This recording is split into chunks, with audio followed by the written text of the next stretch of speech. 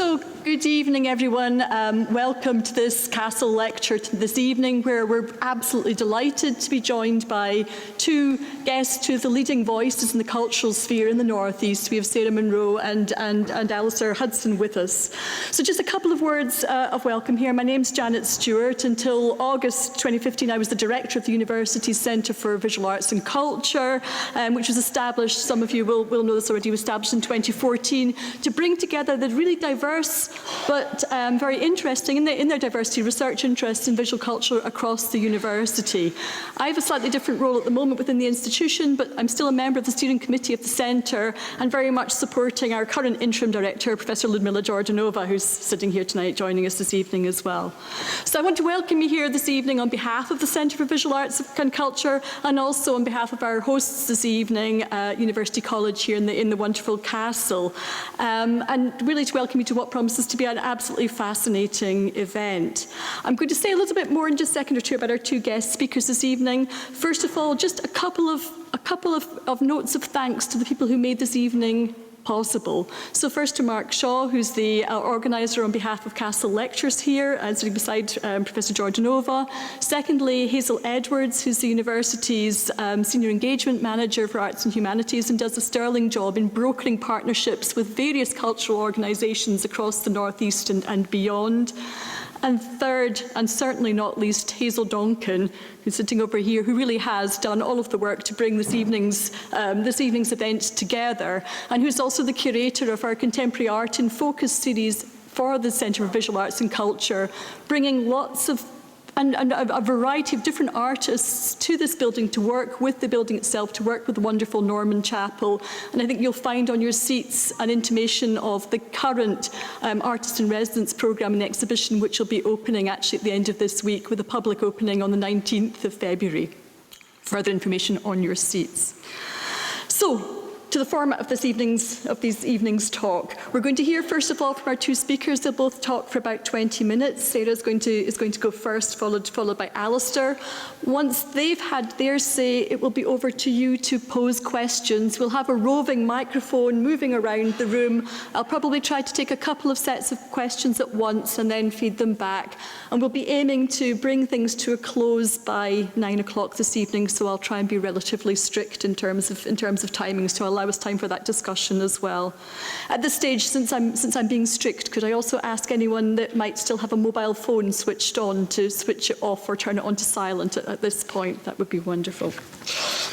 So, just a couple of words now about our two speakers, and then I promise I will let them talk to you. So, Alistair Hudson, Director of MIMA, took over that role in October 2014 and has developed there in the role of Director a new and quite striking vision for the institution based on the concept of the useful museum, thinking about the idea of an institution dedicated to the promotion of art as a tool for education and social change, and I hope we'll hear more about that in this evening's talk. Before accepting the post at MIMA, he was Deputy Director of Grisdale Arts in the Lake District and gained great critical acclaim there, I'm sure many of you will know, for its very radical approach to working with artists and communities, again based on the idea that art should be useful and not simply an object for contemplation. And he worked there with a range of leading organisations, not least of those MoMA, for example, but also the Sao Paulo Biennial. And then to move on to Sarah Munro, she's just taken over and recently joined Baltic as the director, having gained about 20 years' experience of cultural leadership in Glasgow as the artistic director of Tramway and then head of arts for Glasgow City. And in that role, of course, she led the bid to bring the Turner Prize to Glasgow, to Glasgow and to Scotland for the first time in 2015. She was instrumental in the initiation and co-production of a range of exhibitions, but including really the defining exhibition Generation 25 Years of Contemporary Art in Scotland, which was a major show, showed at about 60 different venues, brought to public attention the major figures of the Scottish art scene over the last 25 years and attracted about 1.4 million visitors, which is in and of itself is remarkable.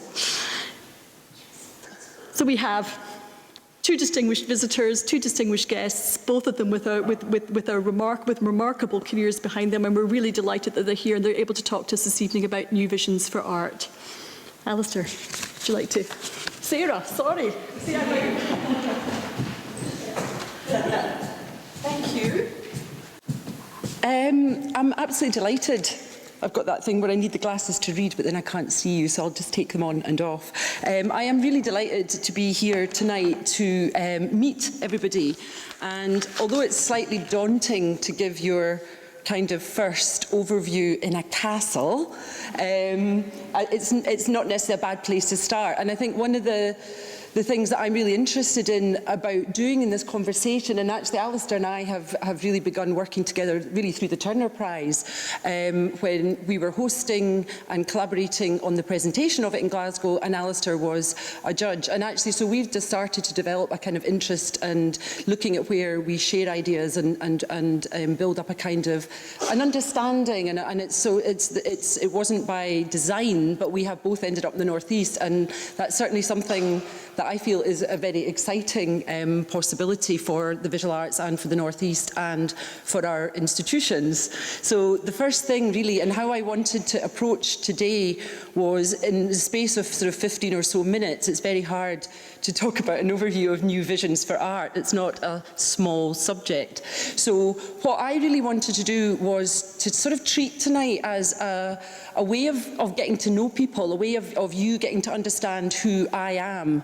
And if you will therefore forgive the indulgence of this, how I've approached this, but really is to, in a sense, use that arc of my narrative, how I have worked within the art sector and how I suppose the values and the ideas and the sense of my upbringing even have influenced the way that I see and view how we take forward the relationship between art, our institutions and the society that we live in. So in a sense, this is going to be the first time I've attempted this, but as a kind of slightly as a sort of personal journey through that will enable us then to hopefully open up and have some conversations later.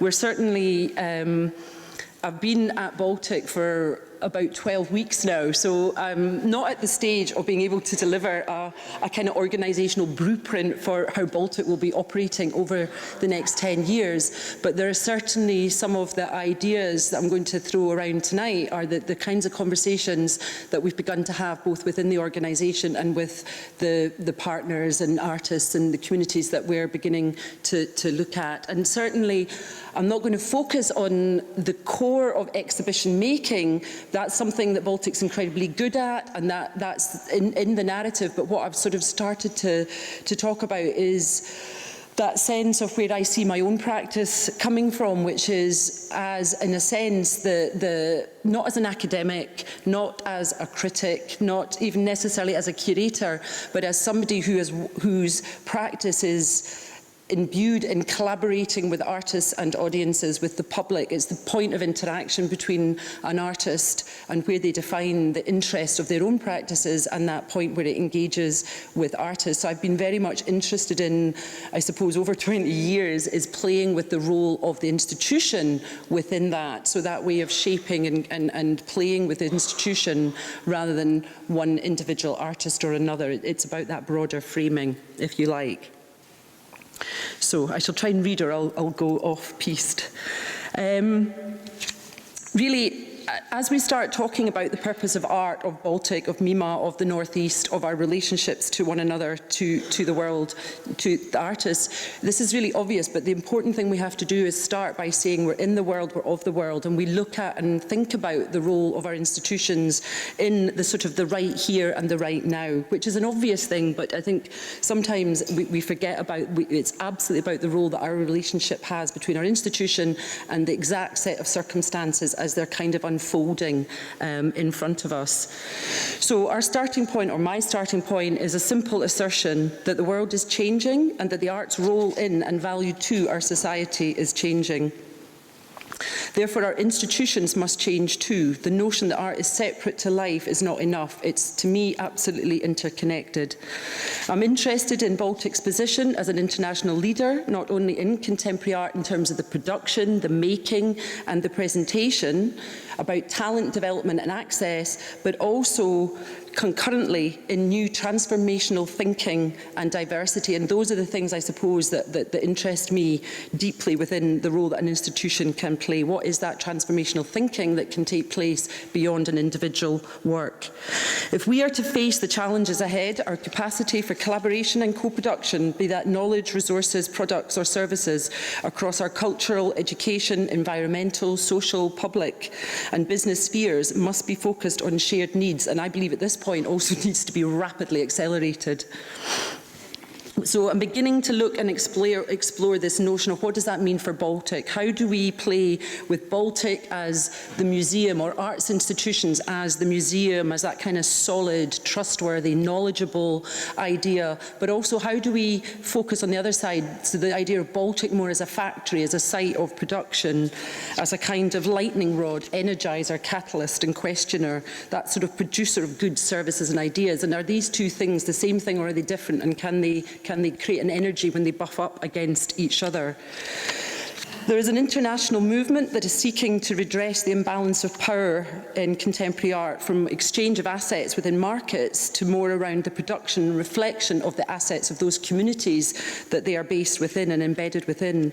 Art is about rethinking and understanding its interconnection to the world, to generate new experiences and new situations, new uses and new users. And what does that mean for institutions? This does not mean we walk away from our traditional platforms of exhibition making. In fact, how do we explore and adapt those platforms and evolve them and be deeply responsive to our changing needs and our changing needs of our public? And I do not deny in any way the need for an art market. In fact, it's one of Baltic's aims as we go forward will be how do we strengthen and support both the market for contemporary art and those that are working within that context. It's vital for in terms of graduate retention and building a space for artists to reside, that there is access to those markets. But that's not the only role that artists play and that art plays. So how do we extend our relevance? Many are seeking out other narratives and uses to attribute the value and purpose of art, to expand the idea of Baltic as an incubator, an experimental place for the formulation of ideas through performances, projects, discussions, international exchange, which when joined with international ambition, we hope creates a vibrant model for the urban city-state region. So what does it mean to be responsive to the needs of both artists and audiences and to public? You'll find that most of them are about asking questions. I haven't actually worked out all the answers yet.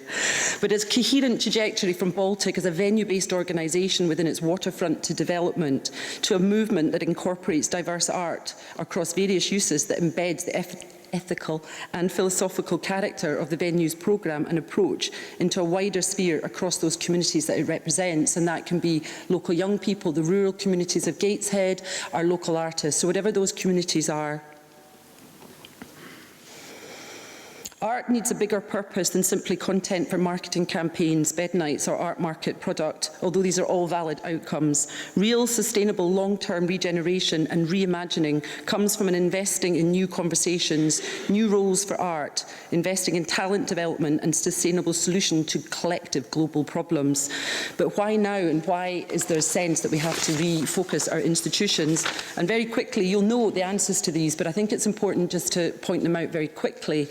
In terms of both globally and locally, some of those really significant changes that are occurring.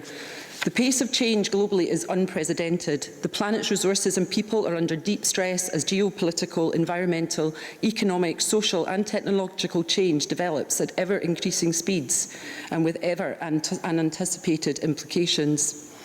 This throws up deeply complex 21st century world problems that require innovation and potentially a paradigm shift, I believe, to more sustainable models in terms of solutioning, whether that's local cuts, mass migration, collapsing markets, or the stress on our environmental ecology all around us. People are engaging in culture in very different ways than they were 10 years ago. You can see that through the way our kids will use and share content across YouTube. Those traditional boundaries between what was seen as public, commercial, amateur or homemade art are collapsing more or less. So what does that mean for the role of both engaging in art and for the role of artists and institutions that support them? However, at the same time, the need for art has never been so great. The possibilities have never been so vast, and that's an exciting possibility. That's something that we want to explore and lead with. The questioning of an advanced practice based on an isolated but knowing vanguard is entering maturity and affecting how our cultural organisations must respond. On the local level, we have devolution. Devolution requires our cities to have inquisitive citizens. It's about democracy, it's about knowledge, it's about skills, it's about learning, it's about sharing. The duty of public funded art is to stimulate this activity at all sorts of levels and through the utilisation of different models and strategies. The severe cuts to our public service are something we don't even need to, I'm sure everybody's deeply aware of the impact that that may have.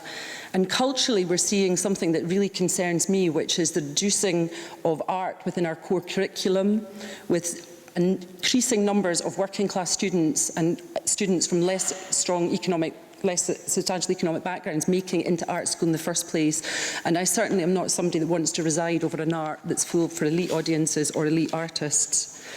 Particularly then focusing into the visual arts sector itself, there are also a number of key challenges that we place as a sector going forward over the next few years. Again, reduced public resources and the need to develop new business models. Less people engaging in traditional culture and a need to open out our institutions. Apparently last year, approximately half of England's population didn't visit a museum or a gallery. So how do we ensure diversity and new thinking is embedded into the core of our institutions? Collectively, this provides two things that I'm excited by. One, a sense of urgency, which I quite like. And secondly, a sense of possibility, which I thrive on. So what we need to look for is a new model of adoption. I heard something last week which I thought was worth sharing as a sort of statistic. We think that our cultural institutions can sit and be unchanged by the world around us. And I was told last week that the first iTunes went on sale, and 5 years later, one of the major record-selling brands across America, record retailer, closed 5 years later. So that's this kind of the way that the world is shifting and changing in very different ways. And primarily the models of our cultural institutions were things that really came out of the 19th and tweaked in the 20th century, but they've not really had a fundamental rethink of what this kind of sense of a creative service organisation or a contemporary visual arts organisation can evolve into. So this isn't totally a random slide. This is my favourite place. This is my spiritual homeland. This is Stromness in Orkney. And I thought what I would do on the basis of was to spend the next few slides really talking to you a little bit about my own values and belief and what influences the way that I suppose I approach the work that I'm doing now. So I'm very quickly going to, if this works. I've never done this before. That's me in the middle with my big sister standing in front of that car. I was talking to somebody earlier about cars, and we reckoned that you got photographed in front of a car because it was the first time there'd ever been one, and that was now nobody takes their photographs of children in front of cars. But really, this slide kind of in a way represents why I do what I do today. I spent a lot of my childhood really growing up in the world, immersed in the world of my grandparents who had a croft in the Orkney Islands. This was the view from my bedroom window every holiday that we had. But in a sense, I think this gives a really strong indication of how that sense of art that is not something separate to the world that we live in, but is absolutely how I grew up in terms of understanding our relationship to the centrality of community, of culture. It was not something separate to life but embedded within it, or our relationship, and also fundamentally for me, our relationship to the land. I cannot separate our culture from our ecology. They're very much part. So when you see me raging about the kittiwakes, this is where it comes from. My grandfather taught me the names of all the birds at an age of about 14, or between the ages of about 8 and 14. But in 1979, there were two very significant moments that deeply affected how I thought and saw the world in relation to the arts. Both happened on the island of Orkney. The first was, as depicted by the image at the top right, was that uranium was discovered on the Orkney Islands. And a massive protest grew up from the entire community to stand against those that would come and extract the uranium, and basically would have turned, the phrase I always remember was, keep Orkney green and attractive, not white and radioactive. But what for me became really important, and this I was 13 at the time, and it was my first engagement with artists really working within a politicised framework. Author George Mackay Brown wrote a novel, Greenvo, which described the devastation of the imaginary island Helia by a secret strategic development known as Operation Black Star. And it was basically a prophetic of the proposed open-cast uranium mining in Orkney. This novel went on to form the basis of The Black Pentecost by Peter Maxwell Davies, a vocal symphony for baritone and mezzo in 4 movements. And again, another piece that Peter Maxwell Davies wrote called Farewell to Stromness. This had a profound impact on me at a very young age. And in the very same year, the Peer Art Centre opened. The Peer Art Centre was established again in 1979 to provide a home for an important collection of British art to be donated and held in trust for the people of Orkney by the author, peace activist and philanthropist Margaret Gardner. She was a critical and crucial figure in the development of British modernist art in the middle years of the 20th century, collecting the key artists who were instrumental in importing and extending the ideas of European avant-garde to Britain. It included incredible works by Barbara Hepworth and Ben Nicholson. And again, to me, at the age of 13, going in and finding access to this work that both located the ideas and the responses to the land, to the light, to the landscape, but also was dealing with a sort of politicised framework around new thinking and all the notions that came with modernism and the avant-garde. Then I went to study philosophy at university, and the Berlin Wall came down, and the internet were developed within the same year. These 2 things have had an utter and profound impact on the world that we're now living in, and the way that I think arts has to rise up to that shifting context and challenge. So quickly, I'm going to talk you through the next sort of basically 4 roles that I've had working in the arts, very, very quickly. The first job I had was working in an organisation called ArtLink, where I started as a project assistant and left 4 years later as a project director. And that was an organisation, we had no building, we had no physical space, but we created collaborations and works and explored making works of mutual interest between artists and people with experience of disabilities, homelessness, or those living in some of the most disadvantaged housing communities around the city. We spent a lot of time and engagement, and what I'm interested in is looking at those different power dynamics between relationships. How do you create that context for collaboration between the articulation of the needs of different individuals and groups, where sometimes it's about just quietly them wanting to make work for themselves, and other times it's about them wanting to create something that stands out, has a position. And this is a kind of project that I developed with an artist who was a wheelchair user, Brian Jenkins, who had graduated from Glasgow School of Art, and just recently, the year before I worked with him, had been in the British Art Show. But we made a work that supported not just individuals in terms of their own practice, but we also then created a collaborative work collectively, which was based around a massive poster campaign down Edinburgh's main shopping street in front of the castle. Nobody was allowed to do this again. I don't think they realised what we were going to do when we did it. And you've got to remember, this was over 20 years ago. But really, the project was really around that questioning of attitudes and practices around disability. And the project was simply framed, what is disability? Your frame of mind is our disability. And we did a series of images with a group of people with disabilities, but using words like sexless, invisible, redundant, and then challenging those narratives. I went from there to be the director of the Collective Gallery in Edinburgh, which was almost like taking a step into a very different sort of space. It was very much the R&D wing, if you like, of the contemporary visual arts. We were a small-scale organisation that worked to support primarily giving artists. It was about talent development. So in terms of, again, going to Baltic, one of the things that for me is a really critical aspect of our work is how do we work to support the development of talent within the North East, and that will be something that we'll be increasingly discussing and looking at different ways and ideas of working with. So we spent over the years that I worked there significant number of giving basically Scottish artists their first solo show. Bottom left, Ruth Ewan, straight out of art school, first solo show. I think she's just won a major, was it the Ule Prize, or Prize for Women she's just won, so she's got an incredible career now. And above that is Sarah Barker, again, first ever solo exhibition straight out of art school and now showing internationally all over the world. Lucy Mackenzie, upon graduating from Duncan of Jordanston and Dundee, Michael Wilkinson. So we spent 10 years making work with young emerging artists, both from locally, nationally and internationally. So very much.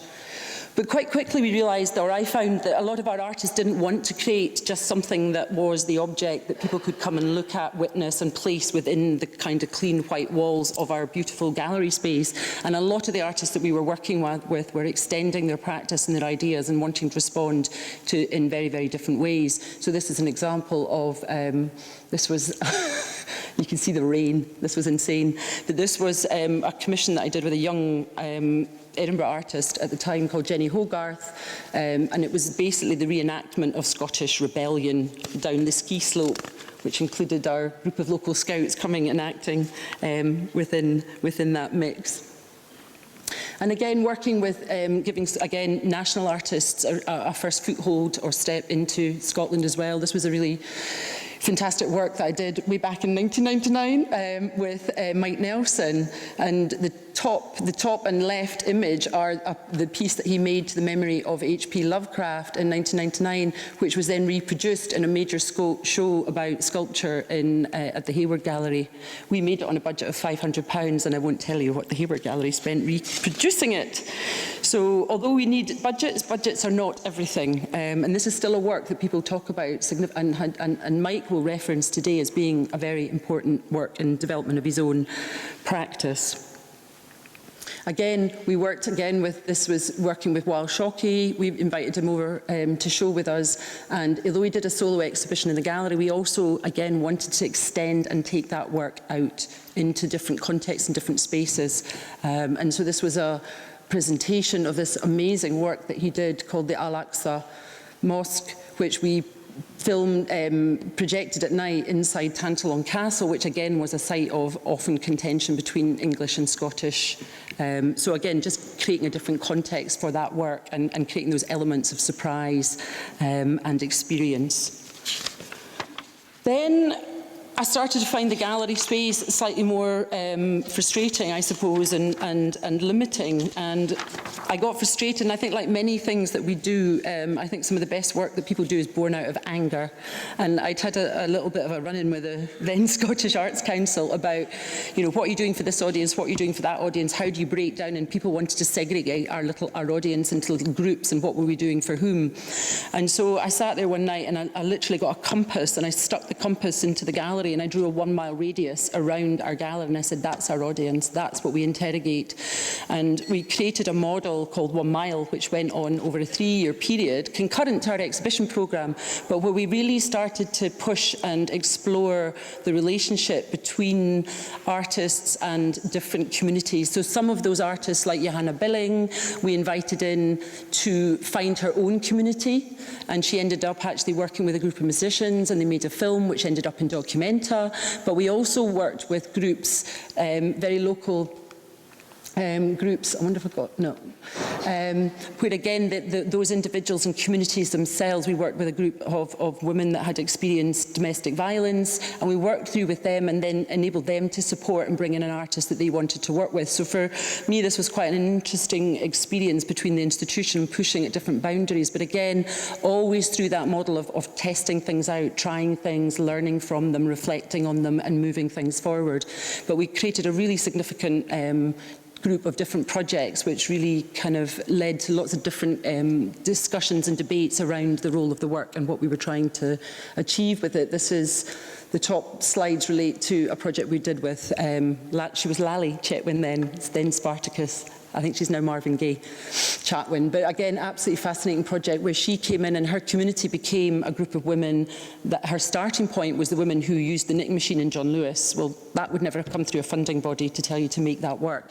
So, and she then expanded out and worked with a group of young makers in the local technical college, which they somehow managed to end up going to the black houses in Uist and coming back and making a work in the dungeons of St Mary's Close, in the medieval dungeons, if you like, of Edinburgh. So and again, lots of discourse and discussion around those. I then went and spent 6 years as the director of Tramway, where we commissioned a significant number of solo projects from Christoph Buchel and Lara Favoretto, Sarah Lucas, but through to emerging again and giving significant local artists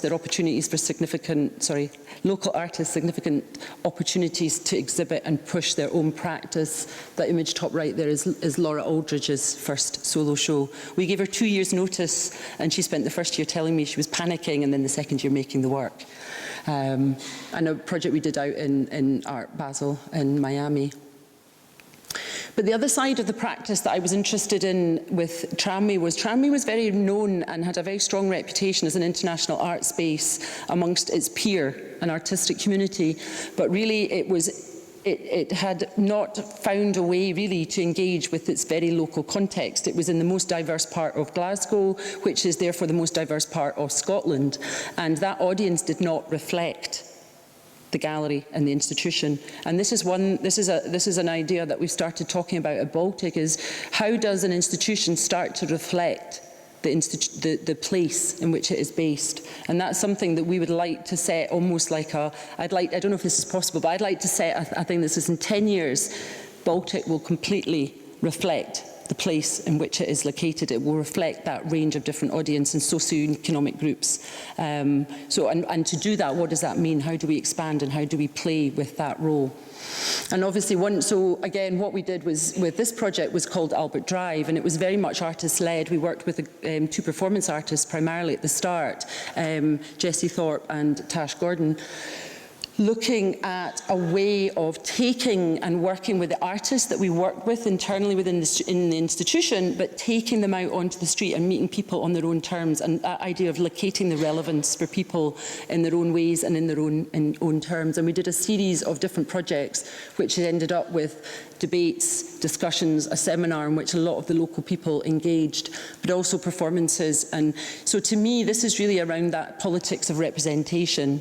If galleries are there and institutions are there to represent the ideas of the artists and the communities and the publics that they are placed within, then how do those publics see themselves reflected back inside that institution? And so we spent really a period of 2 years exploring what that really meant for this very particular local area in relation to, but again, absolutely standing up and coming back and being placed within our space. And there's a lot I could talk about that, but I know I'm running out of time. And then, I suppose, as head of arts, I had remained with the role as director of Tramway, but also had this broader role, which was looking at working across a number of different platforms that we had in the city, between festivals, working in local arts organisations and communities, and also creating these great big events. And this is certainly something I think is quite an interesting discussion to go forward, whether we are post these events and what they start to look like now, or how do we work and use them. But these are 2 platforms, certainly, so Generation was a project that really was putting together an understanding that there is no such thing as the history of Scottish art in the last 25 years. There is a layering of complex different stories that take place, complex different histories and different narratives. And so we tried to find a model that would raise the public visibility of the work we were doing at a time where we knew, I suppose to a certain extent, where we knew that funding is difficult, and how do you play, or how do you find that way of raising the profile of the thing you're interested in and engaging more? So it's very much an audience-focused project, this, rather than in terms of being artist-focused at this particular point, although it did give us a capacity to commission a lot of new work as well. But it was a hugely successful thing. What we tried to do was create a platform that enabled people individually in each area and each gallery individually to find a way of sharing this framework and this almost like this marketing tool, but where there was the integrity back to each of their own specific spaces within that. So there was no overall curatorial voice that said this goes here, this goes there. It was absolutely up to the institutions and organisations across the whole of Scotland, and we had 60 different organisations that ended up taking part in that project, but with one shared catalogue, publication and communications framework. So you can imagine that was not easy. But a lot of quite interesting things have come out of that kind of way of I suppose one of the things I've always been quite interested in is how do we share the relationships, or how do we challenge the power relationships between smaller scale arts organisations and institutions as well as larger. So there's often a lot of that innovation and new ideas is developed by quite small grassroots organisations, and so how do we find ways sometimes of kind of balancing those power relationships a little bit more, and working, when we talk about the need to work in partnership, how do we ensure that that is done in an equitable way with different players, if you like, across the... Have I got a time check yet? Yes, thank you. Time to wrap. Okay. I don't think I've got a...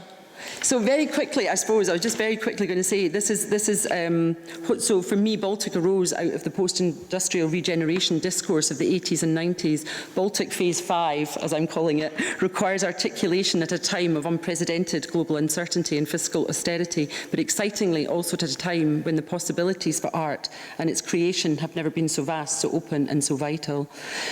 So how do we start to explore and play? And I'm not going to read this next bit because I think we'll maybe come back to that in our conversation. But for me, really, the very best cultural organisations galvanise us not only to imagine new futures, but to actually activate and deliver them. So how do we build in that relevance within our organisations? Thank you.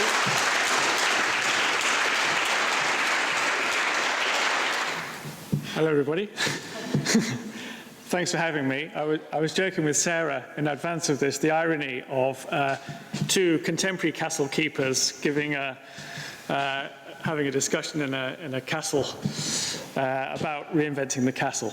But I'm going to give you a bit of a sort of flawed manifesto of sorts, and I'm naming it or stealing it after the title of a show I did at the Van Abbey Museum year before last, and which also stole its title from the work of John Ruskin, who is one of the key figures in my thinking, or has been for a few years now. And this is basically called 9 Steps to Heaven, The Confessions of Imperfection. What Ruskin was referring to here in the Confessions of Imperfection was the idea that we should accept the world with all its flaws and work with that, and not trying to make a perfect world. So anyway, Ruskin was in many ways one of the world's first ecologists, or ecological thinkers, you might say. There. So my first confession is my museum isn't working. Which I think our Arts Council officer might be in the audience tonight. I just want to reassure that it is working. It's open tomorrow at 10 a.m. But what I mean by this is all our museums aren't working. Or are they working in the right way? Who are they serving? What are they for? What's the point of them? Why do we run them? So in a way, who are they working for? And what do they do in their work? This is really fundamental. This is back to basics about why we do this thing that we do. Mima is a classic case of this example. You know, a bit like Baltic, built on a sort of millennial wave of optimism to make your Guggenheim in your town so that you could be a player in the world. If you had contemporary style art, you too could be at the table. If you didn't, you won't. So Mima too built its temple to contemporary art. It was fantastic. It did its job when it opened, but it's run a program of great art, as it's called, and brought it to the people. And the people are supposed to somehow be grateful and to say, yeah, we really get this stuff. But of course, many people don't. Many people say it's not for us, it's alienating. Why is it here? We didn't pay for it, we didn't want it, we didn't ask for it. There are lots of things that happen in the world that people don't ask for, but certainly the conversation around a museum or around contemporary art really brings these questions to the fore. And particularly in a place like Middlesbrough, which on its doorstep has a steelworks that has just closed down with the loss of 9,000, 10,000, who knows how many jobs. It was the biggest steelworks pretty much in the UK, in the world. It's now no longer there. We have boarded up houses. We have, as recently, Red Door Gate, as I like to call it, of the issues of migrant communities coming to Middlesbrough to settle and all the issues around that. This is the world at play. This is the world at work. So what role does a museum have in regard to this? Does it just do shows of Gerhard Richter and Louise Bourgeois and expect to change the world that way? Or do we get involved? Of course, one of the big problems is there's a virus in the software. There's a virus in the software of the museum. They were built in the 19th century and are still built according to a 19th century model. This, as I like to call it, Caspar David Friedrich's Wanderer Above the Sea of Fog from I'm going to forget now, 1828, is what I call the box cover image for the software of modernity. This solitary artist genius leading us forward, leading the avant-garde, apart from society, creating autonomy, art as an autonomous zone away from the world. And the software writer there, Immanuel Kant, creating this concept of purposeless purpose, or uselessness, as people now like to call it in the art world, the value of uselessness. But this is making art separate, in white boxes away from society. So it's time for another kind of software. We've run this model. It's served its purpose. It's done its job. But how do we move on? And actually, if you look back in the history of art, there's another version of art that preceded this Kantian paradigm. And it's actually thinking about art as a way of doing things embedded in society, working in our everyday lives. And as part of all this thinking, I became involved in what you might call a movement, the movement of arte utile, or useful art. A group of people, different voices around the world, all saying, well, there's another role for art, which is about affecting social change. There's a role for art about doing things in the world, for real, not just representing them, actually doing them. And this convened in 2013 at the Van Abbey Museum, where we created, with Tanya Bruguera, the Museum of Arte Utile, and made a website, a database of all the art projects, now and in the past, that we could consider to be useful, to be utile, a tool, art as a tool. And we made 8 criteria by which to judge whether these projects should be in the archive. And I'm just going to read out what the criteria are for arte utile. That they should propose new uses for art within society, use artistic thinking to challenge the field within which it operates. They should respond to current urgencies, again, as Sarah has implied. They should operate on a one-to-one scale. They are the thing. They should replace authors with initiators, and we replace spectators with users. We should have practical, beneficial outcomes. We should pursue sustainability, and we should re-establish aesthetics as a system of transformation, not as a study of art for its own sake. So you can join the association. This is actually yesterday, the convening of the Council of Arte Utile, if you like, where we were planning the next step, the next future, at a show in London, which also was showing, like a pop-up show, which showing examples from the archive, over 500 case studies, as we call them, from things like Shasta Gates with his regeneration project in Chicago, the Institute for Human Activities, which is a reverse gentrification project initiated by Renzo Martins that we're currently exhibiting at MIMA, with these chocolate sculptures produced by the plantation workers in the Congo, which are then 3D scanned, exported to Europe, printed in 3D, cast in chocolate with the chocolate from the plantation, and the profits go back to the Congo again, to the plantation on the old Unilever plantation. Or even recent accessions into the archive, such as Assemble and Granby 4 Street's project in Toxteth in Liverpool, which was about grassroots, ground-up regeneration, using the faculties of art to enact social change. And there are also manuals for this as we go about our business. So with Stephen Wright, we produced Toward a Lexicon of Usership, which is about the terms going out, that we're putting outside, authorship, connoisseurship, and bringing in new words, such as hacking, such as usership, such as the Museum 3.0. So the question is, can we reboot the system? Could we at MIMA, as an experiment, try this out? Could we apply the thinking of R.T. Teal, apply the thinking of Ruskin, of useful art, of working in the world, of social change? Could we apply it to a model that was created, in effect, 200 years ago, but keep the building? So I propose this idea of the Museum 3.0. The Museum 1.0 is you put the great art in the buildings, people come along and they go out better people. Museum 2.0 is you put the great art in the building, people come along and they participate in it. They co-create it, they join in, but it's still the same agenda. It's still the bourgeoisie, it's still the rich people making the decisions, it's still art for its own sake. So the Museum 3.0 is where we generate it between the users. Think of it like YouTube. YouTube doesn't decide on the content. YouTube doesn't create, it creates the platform. And the users create the content. Could the museum run like YouTube? So in a way, when I went for the job, I didn't have a program. I said, I don't know what I'm going to do. I'm not going to come with a shopping list of great artists I want to show. So let's just move forward and listen and abide by some values, like art as a process, as a tool, education for the everyday, for everybody. Art as a how, not a what. It's not a set of things in the world, it's how we do something. And this idea of history is ever present. History doesn't exist anymore. History only exists in the now, in our brains, in the way we think and use the past in order to act in the present. And then I had a series of aims, which was essentially, I won't read through these, but it was about bringing everything together. Education, curation, social work, whatever it might be, everything comes together. There's one project, and that project is to take art back into society where it belongs.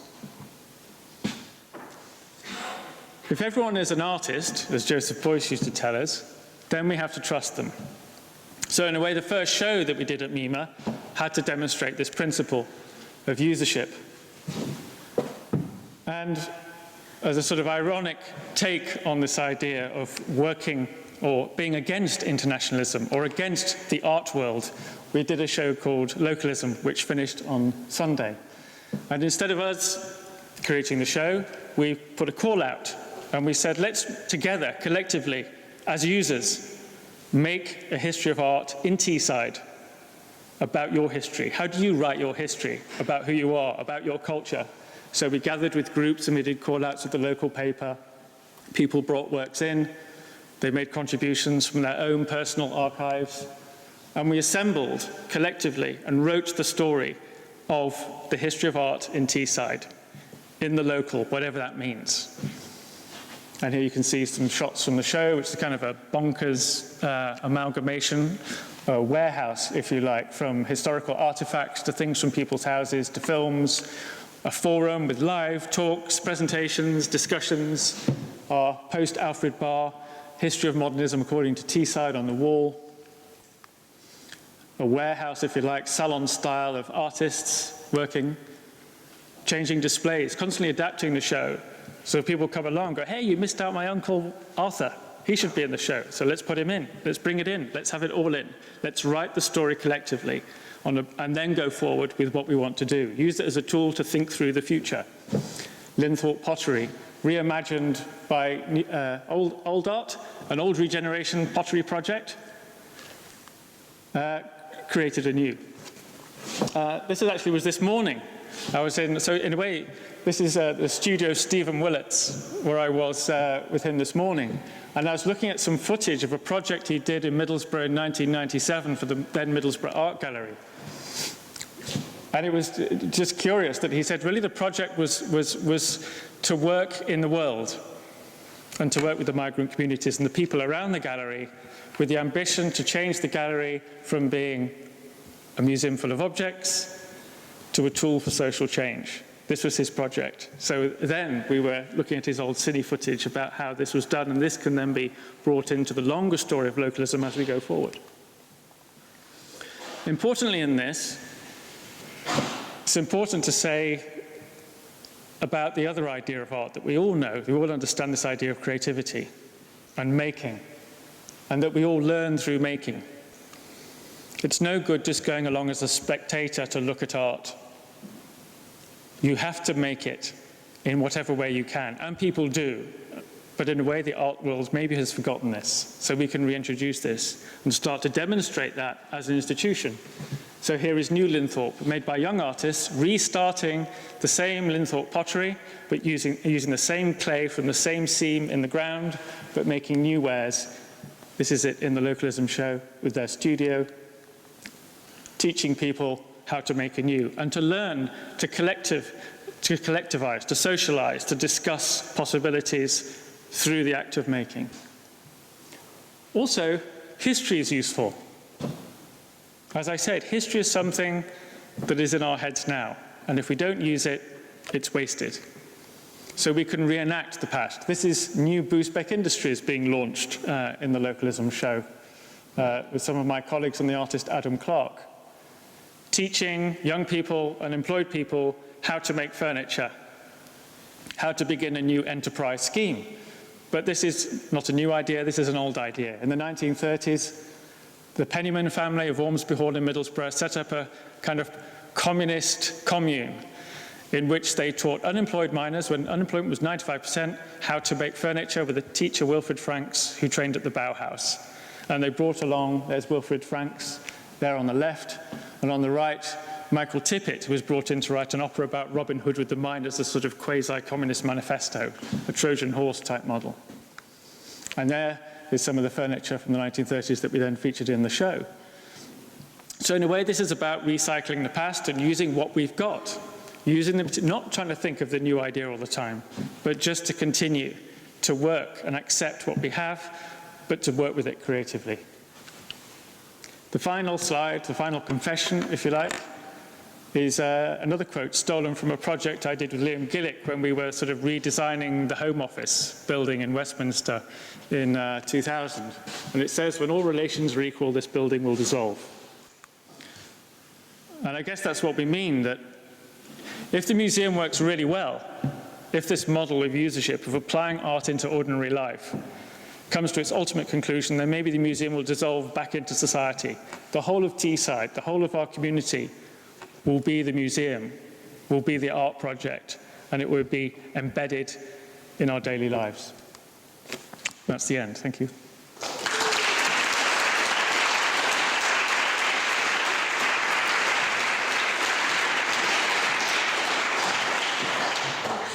This is now the time when I'm going to hand over and ask for questions from the audience. Obviously, we've had a large number of ideas there, a set of provocations really around the question of the work of art. What is the work of art seems to be the major question that unites both of these presentations, and much thinking, I guess, about the field of contemporary art. But I wonder, we do have a roving microphone in the middle of the room at the moment. Are there questions? I'd like to gather perhaps 2 or 3 at the moment. Hi, it's Ian Watson from Tyne-and-Wear Archives and Museums.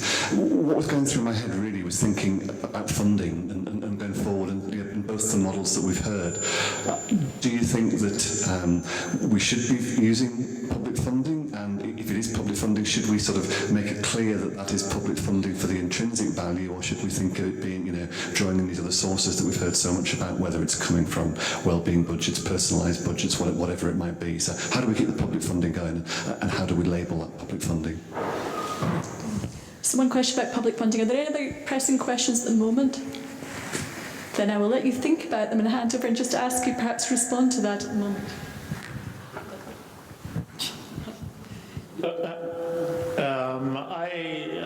I believe in public funding, but as long as public funding is used the right way. So from my point of view, a lot of what I was talking about there was based on the acceptance of responsibility, that with public money you need to spend it well, and people need to value the institution and value the work you do. So if the institution is contributing to society, then it is of benefit to all, or should be of benefit to most people, and therefore I think you can justify public money. If you are basically using your museum as a showcase for oligarchs and contemporary art dealers, then that's maybe not a good use of public money.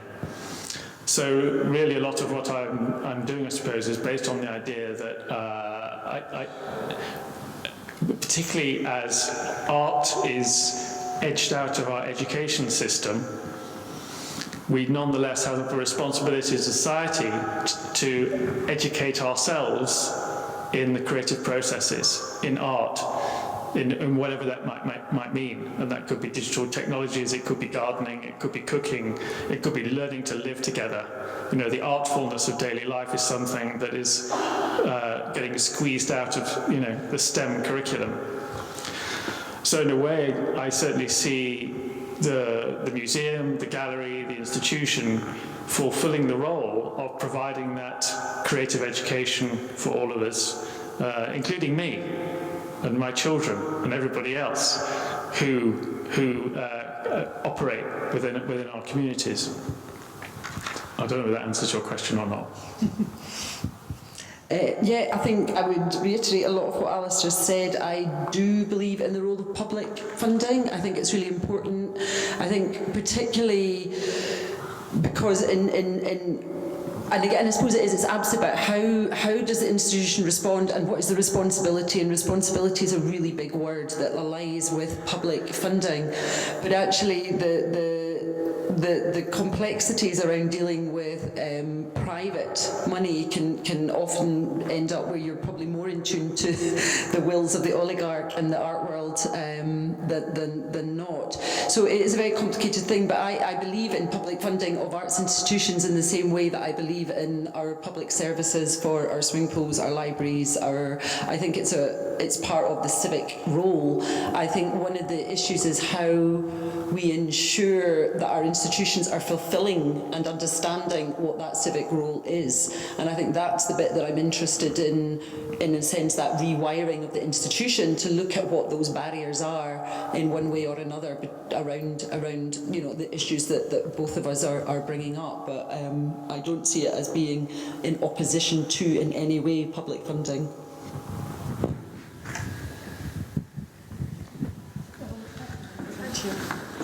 Yeah, we'll take the two. What's the question at the back and then at the front here?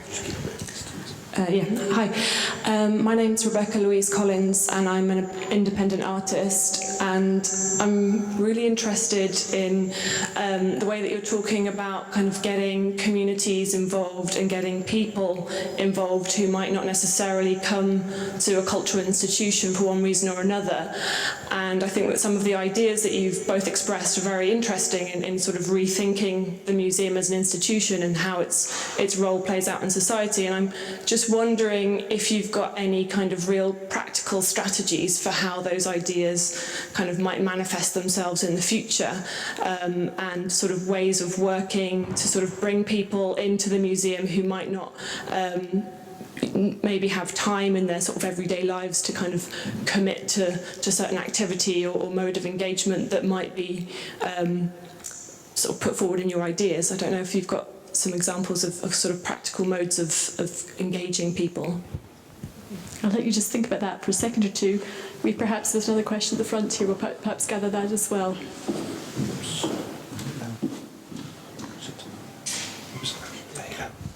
My name's Andrew Burton from Newcastle University, and this is a very simple question, mainly for Alistair, but for both of you. You've proposed a very different model for an art museum. The typical criteria for success is footfall, how many people visit the exhibitions. What's the criteria for success now?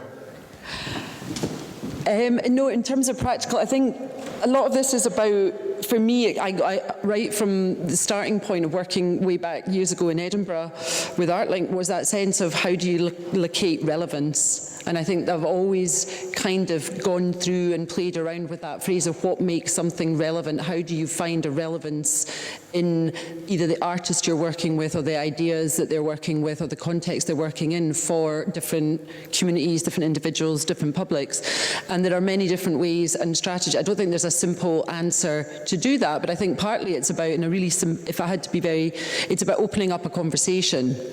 I think it's that idea that there is not a single authored narrative. There are many diverse discursive narratives around, and so how you start to open up and engage in that, and that is a real challenge for a big physical space. But I think the other side of that I'm really interested in is not is the idea that it's not just about getting people, I'm merging it into your question as well, about footfall, but it's not just about getting people through the threshold. It's the idea of, what I'm interested in is what is the idea of Baltic. So Baltic isn't just a physical space. It's a very big physical space, but it's more than that. It's also an idea, a way of working, a way of being, a way of enabling artists and conversations and audiences to come together. So I suppose it's in that mix. I don't think there's any one single thing that you do in a sense that would lead you to a particular case, other than about opening these things right up. We use words like co-production, enabling, you know, Alistair's probably got a tighter answer on that one. Well, there were lots of strategies, I think, and there's no correct one, but I think it's always important to listen first. And in a way, that's what sort of the Localism project was about. It was about, first off, let's listen. What are the issues? Secondly, I think it's really important to do, and this is something we learned a lot at Grisdale, was to don't come up with new ideas all the time. Because the idea of the sovereign artist coming up with a genius idea, forget that. Work with what people are already doing, what they're already interested in. Use artistic skills and competences to enhance and to evolve what's already in place and what people are already doing. And you get a much better reception for it. Respond to urgencies. This is another important thing. Deal with what matters now and get involved in it. So I think a lot of this is about actually just getting involved in what's going on in the world, having a kind of civic duty, or having a civic responsibility, working with groups and constituencies to make stuff happen. And that sort of leads on to the second question a little bit, is, what is the desired thing other than masses of people coming through the building? Is, well, what's the effect? What does it actually do? I mean, I think MIMA's biggest ever audience was when Top Gear did an exhibition in there. Although it's not, it shouldn't be spoken about, but you know. So what good was that? What did that achieve? Yeah, it had lots of people coming through the building. You can do lots of things that will attract a big audience, but why are you doing them and what's their effect? So for me, the measure is, what do you make happen? What do you make change? Can we do something about skills training? Can we do something about healthcare, mental well-being? Can we do something about, can we build a housing estate? And actually, if you take your work out into the world and operate in the world, that's a much bigger audience than museums traditionally have. If everybody has art in their lives, or kind of, there's an artful component to everything people do in their lives. If business do things with more creativity, if the economic system is rethought with more creativity, that has a very big audience, but it also has a big effect. Thank you. I'm quite conscious of time at the moment. I'm not seeing any more hands waving at me, and that I'm going to take as a signal for a good time to just simply draw things to a close at the moment. I think what I'm very struck by at the moment is that some of the questions that have been raised this evening, some of the questions that have been discussed this evening about the nature of creativity, about working in partnership, about working in terms of co-production, about the relationship between the local and the national and the international, these are all conversations that are being had in the sphere of contemporary art. There are also conversations, of course, that are being had right at the moment in the university. And one of the things that I think in the Northeast that we do have as a real marker of engagement in the Northeast are long-standing, clear and working effective partnerships across these two sectors, between the cultural sector on the one hand and the university sector on the other. I know in Durham that we're very, very keen to foster these partnerships and to really see what we can do together in terms of asking the same questions and seeing what kinds of answers we're thinking about, whether we're thinking about contemporary art, whether we're thinking about cultural heritage, whether we're thinking about education. In many ways, the same questions about access, the same questions about funding, the same questions about fostering a critical engagement with works of art becomes part of the work that I think becomes part of the project and that we're all involved in. So I'd like to thank you very much for coming this evening. I'd like you to thank, please, both of our speakers very much for coming and offering us such interesting and in many ways thought-provoking insights into their practice, past and present, and giving us insight into perhaps practice in the future as well and partnerships in the future. So thank you both very much indeed.